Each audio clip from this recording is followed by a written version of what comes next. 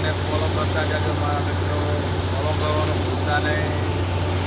જય માતાજી. તો બોર એકદમ ક્લિનિક થઈ ગયો છે. લાઈક કરો, ફોલો કરો અને શેર કરો. કોમ્પ્રેશનથી ક્લિનિક કરવામાં આવી રહ્યો છે.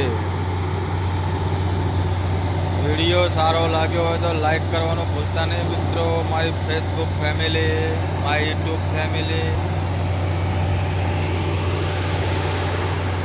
જોઈ શકો છો તમે.